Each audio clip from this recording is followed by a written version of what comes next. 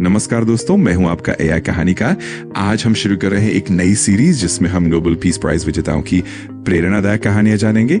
इस वीडियो में हम उनके जीवन की महत्वपूर्ण बातें जानेंगे जो न सिर्फ हमें प्रेरित करेंगी बल्कि यूपीएससी और अन्य प्रतियोगी परीक्षाओं में भी मददगार साबित होंगी। तो चलिए इस सफर की शुरुआत करते हैं और मिलते हैं इन महान व्यक्तित्वों की प्रेरक यात्रा से।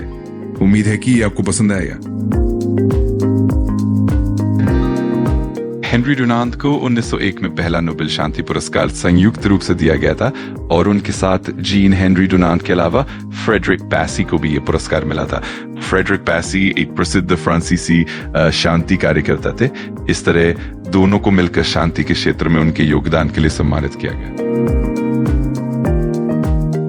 हेनरी डुनांत स्विस मानवतावादी थे और उन्होंने अंतर्राष्ट्रीय रेड क्रॉस की स्थापना की थी। उनकी कहानी उनके जीवन के विभिन्न पहलुओं, उनके प्रेरणादायक कार्यों और उनके संघर्षों को उजागर करेगी। चलिए हम शुरू करते हैं।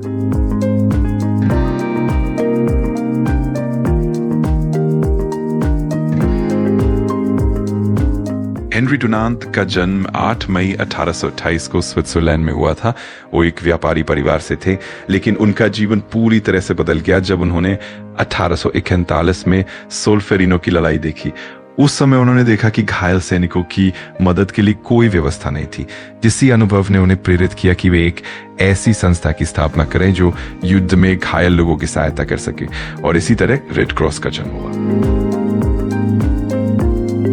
सोल्फेरिनो की लड़ाई के बाद हेनरी डुनांत ने अपने दिलों में देखा कि घायल सैनिकों की मदद करने के लिए आम लोगों को भी शामिल किया जा सकता है। उन्होंने एक किताब लिखी जिसका नाम था मेमोरीज ऑफ सोल्फेरिनो, जिसमें उन्होंने युद्ध के दौरान मानवता की सहायता करने के तरीकों पर प्रकाश डाला।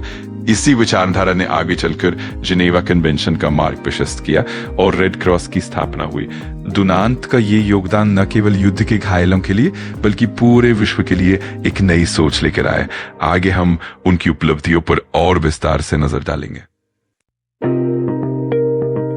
तो हेनरी डुनांत की जर्नी यही से सस्ती दिलचस्प हो जाती है। उन्होंने अपने अनुभवों को दुनिया भर में फैलाया और बहुत से लोगों को मानवीय सहायता के महत्व से अवगत कराया। उनकी कोशिशों की वजह से रेड क्रॉस ने न सिर्फ युद्ध क्षेत्रों में बल्कि आपदा प्रबंधन में भी महत्वपूर्ण भूमिका निभाई, और इसी प्रेरणा ने उन्हें 1901 का पहला नोबेल शांति पुरस्कार भी दिलाया। उनकी कहानी वाकई में बहुत प्रेरणादायक है। रेड क्रॉस आज भी प्रमुख मानवीय सहायता संगठन है जो 190 देशों में सक्रिय है। इसमें 80 मिलियन से ज्यादा स्वयंसेवक और कर्मचारी जुड़े हुए हैं। ये युद्ध, आपदाओं और स्वास्थ्य संकटों में लोगों की मदद करता है। भारत में भी भारतीय रेड क्रॉस सोसाइटी 1920 से काम कर रही है, जो रक्तदान, चिकित्सा सेवाएं और आपदा राहत प्रदान करती है।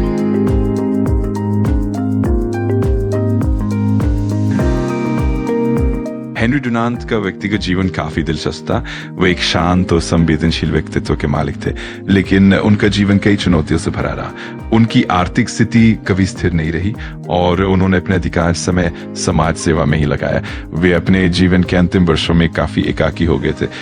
हेनरी डुनांत के जीवन के आखिरी दौर में उनकी आर्थिक स्थिति काफी खराब हो गई थी। रेड क्रॉस की स्थापना के बाद भी उन्हें काफी आर्थिक संकटों का सामना करना पड़ा। उनके पास उस समय पर्याप्त संसाधन नहीं थे और वे आर्थिक रूप से दिवालिया हो गए थे, लेकिन उनकी मानवता के प्रति प्रतिबद्धता कभी कम नहीं हुई। उनकी कहानी हमें प्रेरित करती है कि कैसे एक व्यक्ति अपनी कोशिशों से दुनिया में बदलाव ला सकता है।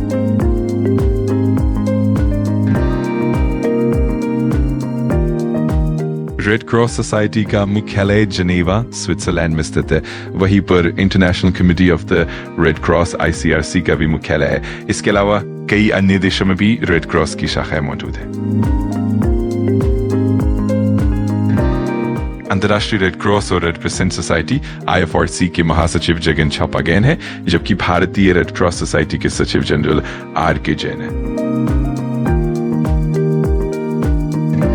तो दोस्तों, आज की हमारी यात्रा यहीं समाप्त होती है। अगर आपको ये वीडियो पसंद आया हो तो कृपया लाइक और शेयर जरूर करें, और हाँ, हमारे चैनल को सब्सक्राइब करना न भूलें ताकि आप आगे भी ऐसी प्रेरणादायक कहानियां देख सकें। अगले वीडियो में फिर मिलेंगे, तब तक के लिए नमस्कार और प्रेरित रहें।